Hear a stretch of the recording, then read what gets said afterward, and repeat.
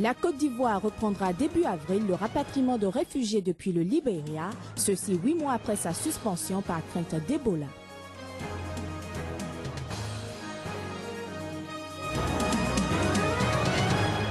Rapatriement jeudi des dépouilles des 3 touristes tués dans l'attaque du musée du Bardo à Tunis. Les familles des victimes et des représentants officiels étaient présents à l'aéroport de Roissy en France.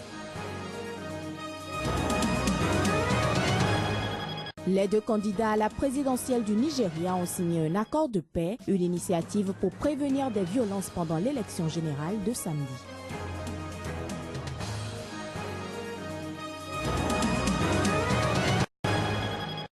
Bonjour à toutes et à tous, ravi de vous retrouver pour cette édition.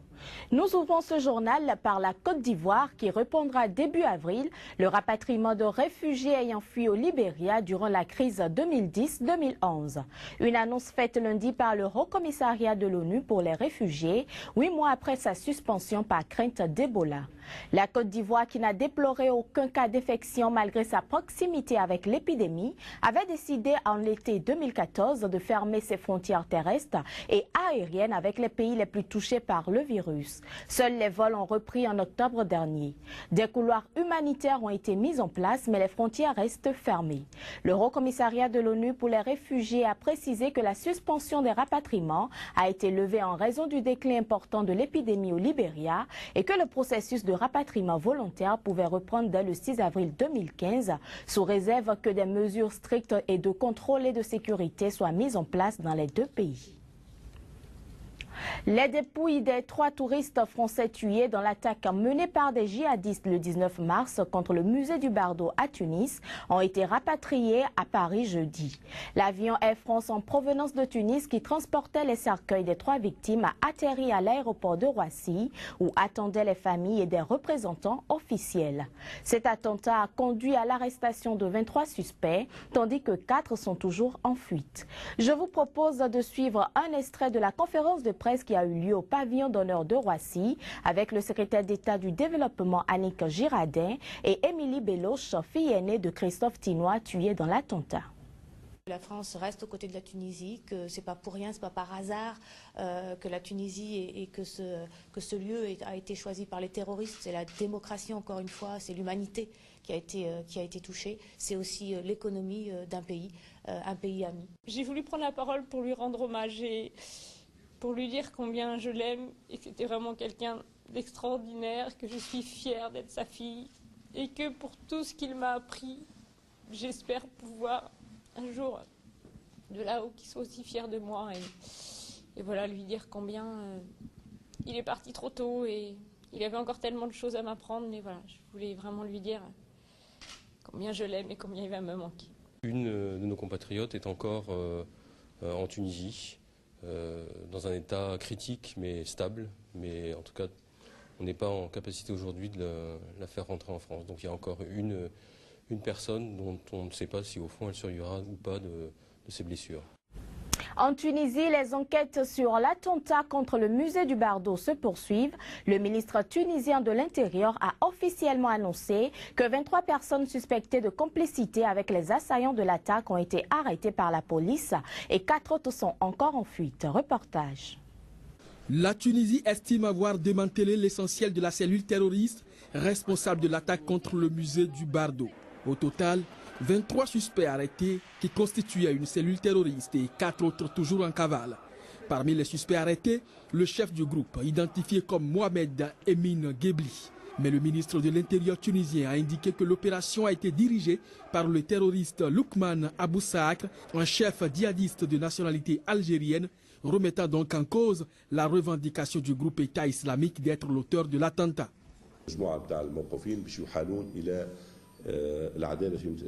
Le groupe arrêté va comparaître aujourd'hui devant la justice. Ils sont tous tunisiens. Parmi les éléments en fuite, dont je ne peux pas donner le nom pour préserver le secret de l'enquête, il y a 2 Marocains et un Algérien.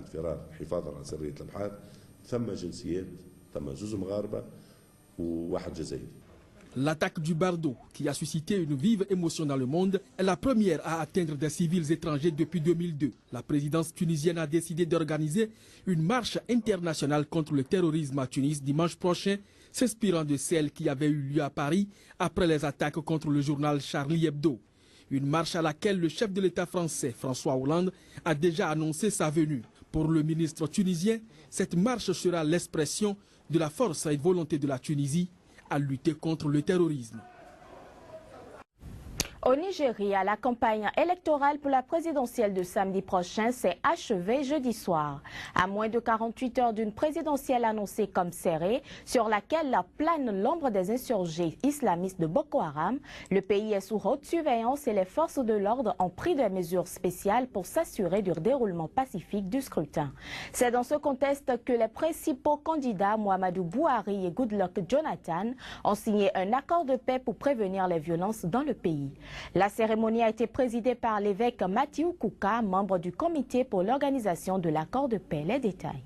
Les principaux candidats à l'élection présidentielle nigériane, Goodluck Jonathan et Muhammadu Buhari, se sont à nouveau engagés jeudi à faire régner le calme dans leurs camps respectifs pendant et après le scrutin du samedi 28 mars. C'était lors d'une cérémonie à laquelle ont assisté l'archevêque catholique d'Abuja et le sultan de Sokoto, la plus importante autorité musulmane du Nigeria. Aujourd'hui, on vous promet notre engagement pour un Nigeria démocratique et prospère. Nous voulons faire appel aux Nigériens d'être solidaires à cette étape critique pour l'histoire de notre nation. Selon la Commission nigériane des droits de l'homme, les violences qui ont eu lieu pendant la campagne électorale ont déjà fait près de 60 morts. Et ceci, malgré un accord signé par tous les candidats à la présidentielle en faveur d'un scrutin pacifique. Le Nigeria reste un pays où les dissensions politiques attisent souvent les tensions religieuses et où les périodes électorales sont souvent très violentes. Lors de la dernière présidentielle en 2011, près d'1 millier de personnes avaient été tuées suite à l'annonce de la victoire du président Goodluck Jonathan contre l'ancien général Muhammadu Buhari, qui était déjà, comme cette année, son principal adversaire. Direction le Burundi, où en lieu et place de l'opposition qui reste fragilisée, médias et société civile endossent depuis plusieurs années le rôle de principal contre-pouvoir. Harcèlement, incarcération, ils disent payer le prix fort à 2 mois d'élections tendues. Dans ce studio d'une radio privée de Bujumbura, la capitale du Burundi, l'invité du jour est Agathon Rwasa, le principal opposant au régime en place. En discussion, une agression quelques jours auparavant contre sa femme, blessée par une arme à feu. Le politicien accuse le gouvernement de tentative de meurtre et la radio affirme qu'il existe une liste de personnes à abattre à l'approche des élections en mai et en juin. Le gouvernement a adopté une attitude plutôt agressive à l'encontre de la société civile. Et dès que des gens disent des choses qui ne leur plaisent pas, comme par exemple quand certains ont critiqué le non-respect des droits de l'homme, le gouvernement les considère alors comme opposants politiques. Cette radio RPA diffuse fréquemment des informations considérées comme critiques pour le gouvernement, qui à son tour accuse la station d'être un outil de l'opposition politique.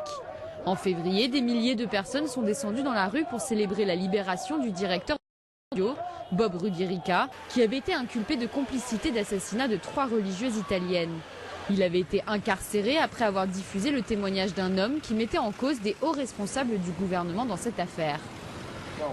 On a su qu'on prend le risque, on savait même qu'on peut être assassiné.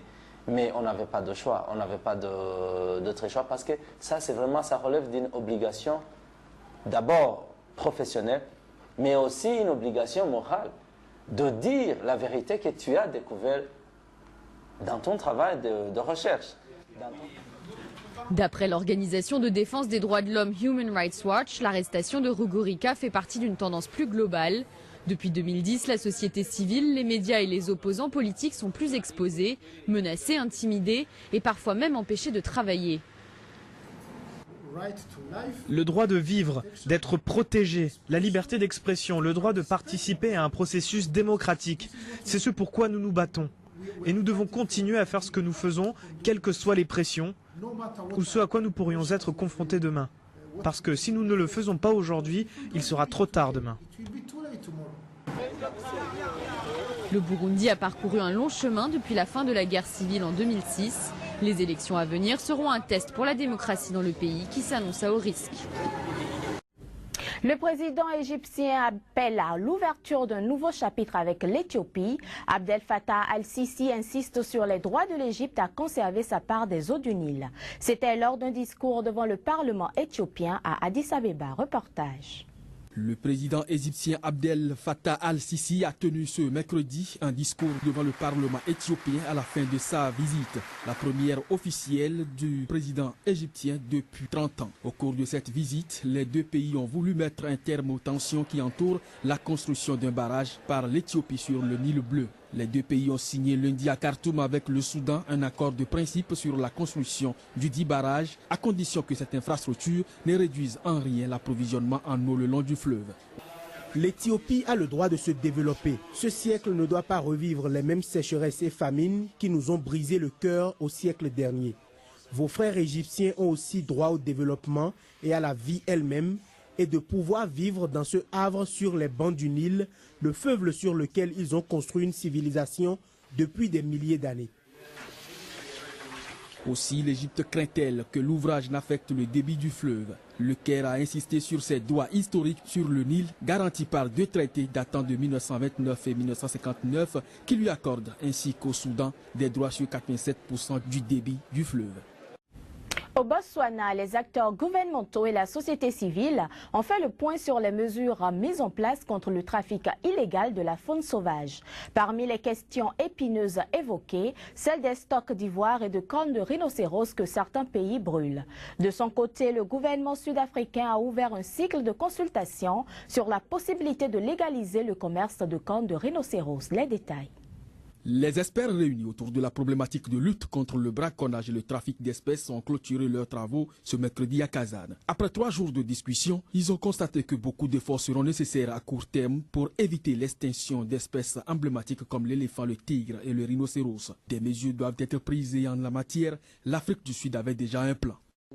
Quand nous avons procédé à une vente unique d'ivoire, l'opération nous a pris 7 ans à mettre en place et soumettre à la Convention internationale sur le commerce d'espaces en danger, faune et flore sauvage. Nous allons interagir avec eux-mêmes pendant la procédure de consultation. La décision se fera au niveau de la CITES. 1300 rhinocéros ont été abattus en Afrique en 2014, presque tous en Afrique du Sud, leur dernier sanctuaire. Le Botswana s'en offusque. Pourquoi voudrait-on faire du commerce avec quelque chose?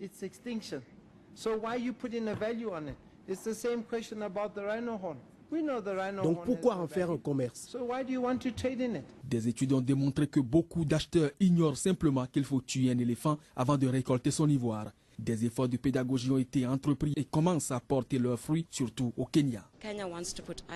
Le Kenya veut rendre l'ivoire inutilisable économiquement. Donc cette année, il y a 2 semaines, lors de la Journée internationale de la vie sauvage, notre président a brûlé 15 tonnes d'ivoire. Nous avons l'intention de brûler tous les stocks d'ici la fin de l'année. Il faut retenir aujourd'hui qu'il reste 470 000 éléphants en Afrique contre 550 000 en 2006. Madame, Monsieur, ce sera tout pour cette édition. Merci pour votre attention. Au revoir.